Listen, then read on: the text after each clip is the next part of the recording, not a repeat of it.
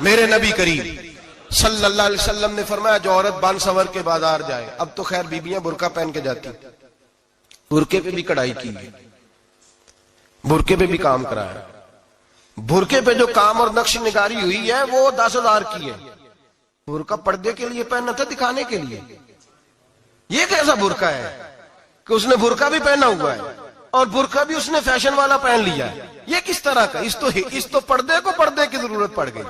میرے حبیب پاک علیہ السلام نے فرمایا بلا ضرورت، عورت کو اجازت ہے، بیمار ہو تو ڈاکٹر کے پاس جائے، عورت کو اجازت ہے، ضرورت پڑ جائے، گھر میں سودا سلف نہ آتا ہو تو لینے چلی جائے، عورت کو اجازت ہے، اگر گواہی کی ضرورت پڑ جائے تو پردہ کر کے قاضی عدالت کے پاس گواہی دینے جائے، عورت کو اجازت ہے حج پہ جائے، عورت کو اجازت ہے عمرے پہ جائے، عورت کو اجازت ہے کہ اگر کسی وقت جہاد کے لیے عورتوں کی ضرورت پڑ گئی تو حضرت فاطمہ اور جناب عائشہ کی سنت ادا کرے، جہاد کو جائے۔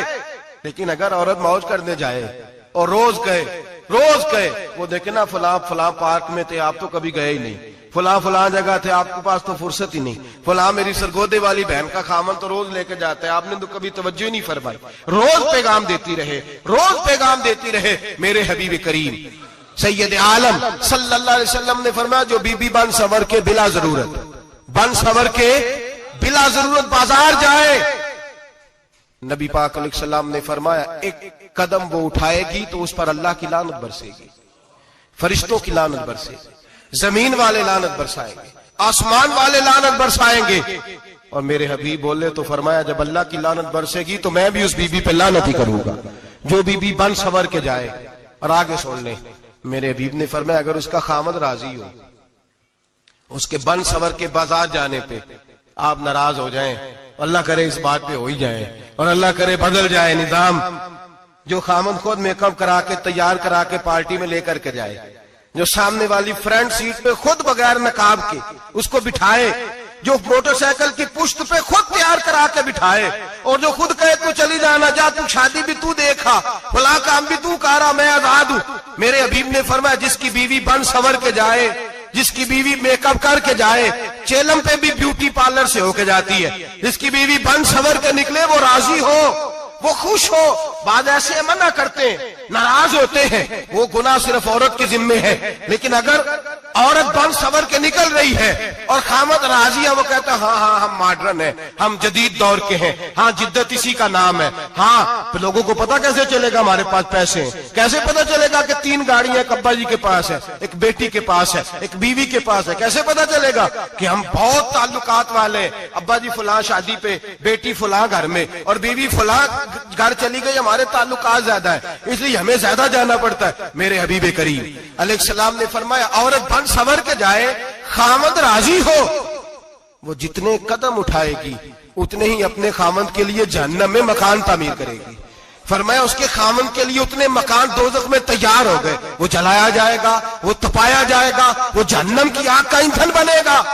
اور میں نے شاید آپ کو درجن بعد حدیث سنائی ہو، میرے کریم رسول نے فرمایا بی بی ایک ہوگی پر 4 آدمیوں کو جہنم میں لے کے جائے گی۔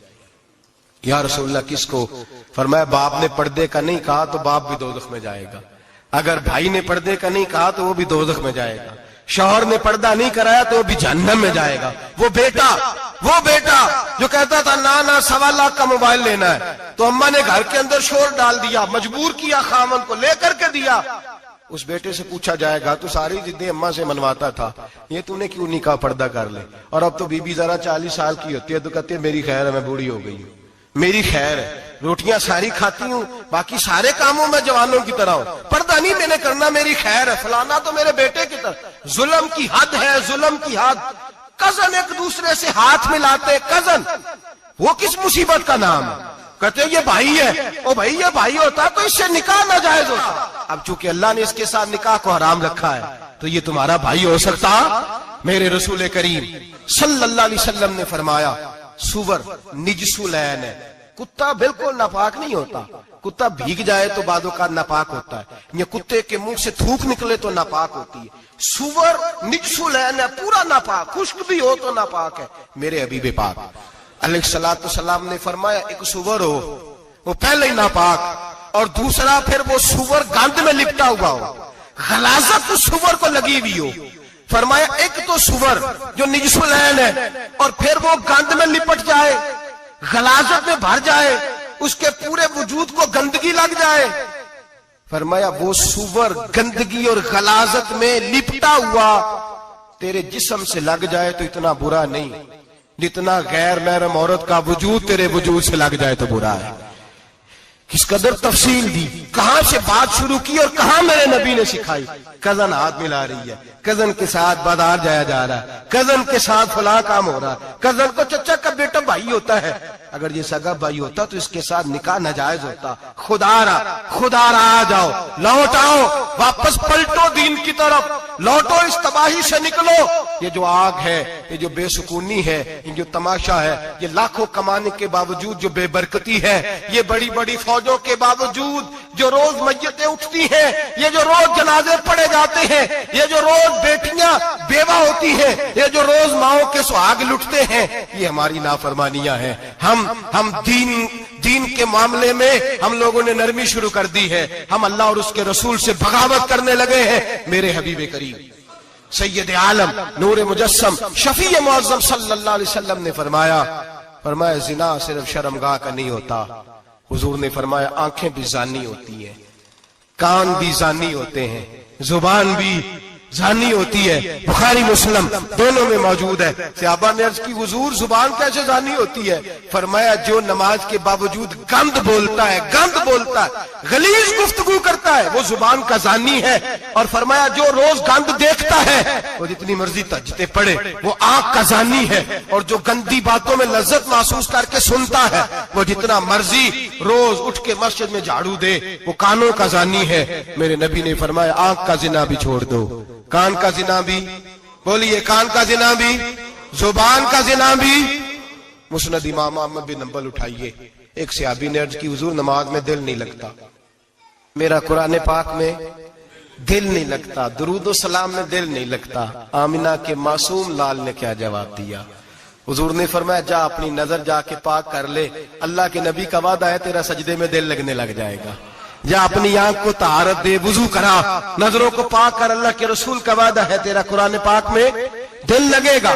جا کے اپنی نظر کو پاک کر، وعدہ ہے تیری زبان پہ درود و سلام جاری ہو جائے گا، اللہ کا ذکر جاری ہو جائے گا. میرے بھائیوں، عورت کا پردہ، عورت کا حجاب دین میں اسی طرح فرض ہے جس طرح نماز فرض، جس طرح روزہ فرض ہے، جس طرح زکوٰۃ فرض ہے، اسی طرح عورت کا پردہ بھی فرض ہے. اگر کسی گھر میں عورت پردہ نہیں کرتی اس گھر کے مکین سارے اللہ کے حضور جواب دے ہیں. میرے حبیب کریم علیہ السلام نے جس عورت کو پسند کیا، جس عورت کی تعریف کی، جس عورت کی بابت میرے نبی نے ارشاد فرمایا، وہ بڑے خوبصورت لفظ ہیں، صاحب احکام القرآن نے لکھے ہیں. میرے حبیب پاک نے صحابہ کی محفل سجائی، مجمع کھچا کھچ مسجد بھر گئی. حضور نے فرمایا بول کے بتاؤ خیر النساء کون سی ہے، عورتوں میں سب سے اچھی بی بی کون سی ہے، بول کر کے بتاؤ. حضرت صدیق اکبر سے لے کر مولا علی تک، حضرت علی سے لے کر جناب بلال تک، حضرت سلمان فارسی سے لے کر عبداللہ مزنی تک بھرا پڑا ہے مجمع.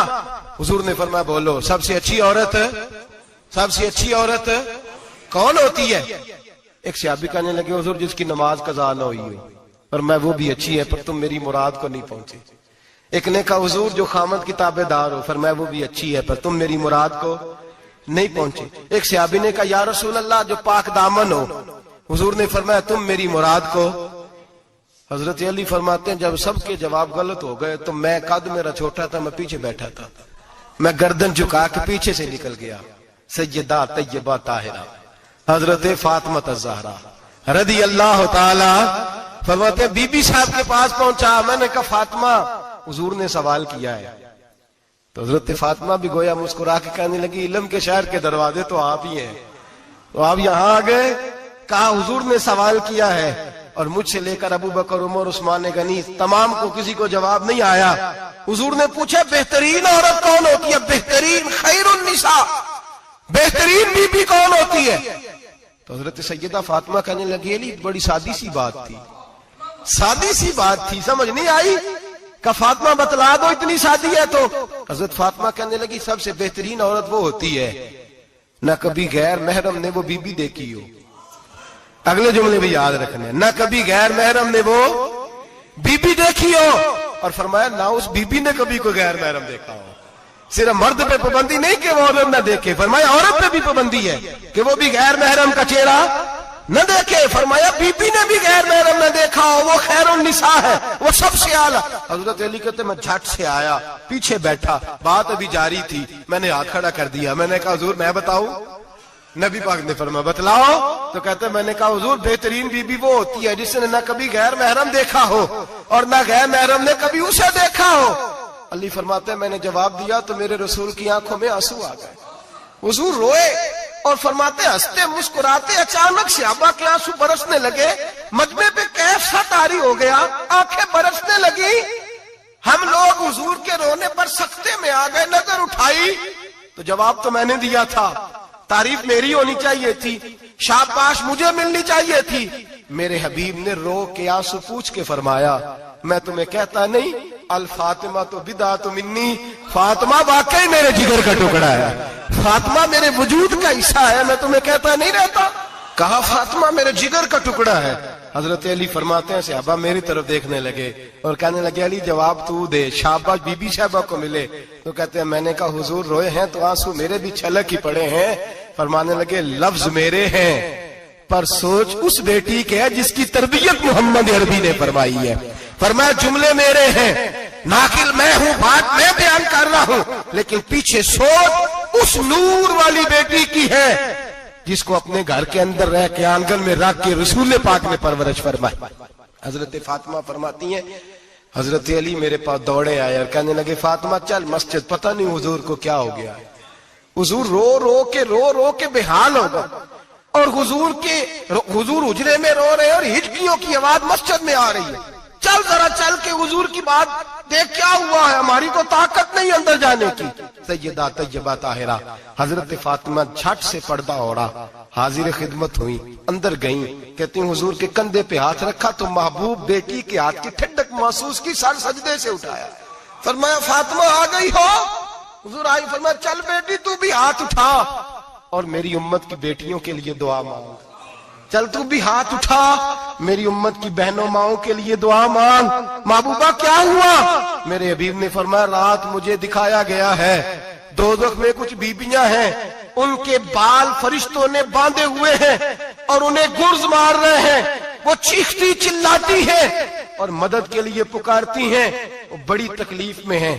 تو بی بی صاحب عرض کرتے ہیں یا رسول اللہ ان کی غلطی کیا ہے؟ تو میرے نبی نے فرمایا وہ باریک دوپٹہ اوڑھتی تھی، وہ باریک دوپٹہ اوڑھتی تھی، ان کے بال چمکتے تھے، غیر محرموں کی نظر پڑتی تھی، انہیں دوزخ میں سزا ملے گی، وہ چلائیں گی چیخیں گی، ان کی مدد کو کوئی نہیں پہنچے گا. چل تو ہاتھ اٹھا دعا مانگ. حضرت فاطمہ امت کو پیغام دیتی ہیں پردہ اوڑھ لو، حجاب میں آ جاؤ. حضرت سیدہ زینب حضرت فاطمہ کی وہ لخت جگر جو میدان کربلا میں امام حسین برابر کی شریک رہی سیدنا امام حسین کے ساتھ. یحییٰ بن معین کہتے ہیں میں 15 سال تک حضرت زینب کا پڑوسی رہا ہوں. 15 سال گھر برابر ہوتا ہے نا، بندہ بی بی دیکھ ہی لیتا ہے. وہ بی بی کبھی پردہ ڈال کے جا رہی ہے دوائی لینے، کبھی نظر آئی جاتی ہے. کہتے ہیں 15 سال میں سیدہ فاطمہ کی بیٹی کا پڑوسی رہا ہوں. میں نے کبھی برقعے میں چھپی ہوئی زینب بھی نہیں دیکھی، برقعے میں چھپی ہوئی زینب بھی کبھی نہیں دیکھی. حضرت عبداللہ بن جعفر طیار جناب علی المرتضیٰ کے بھائی تھے، ان کے بیٹے کے ساتھ ان کا نکاح ہوا تھا، بیمار ہو گئی.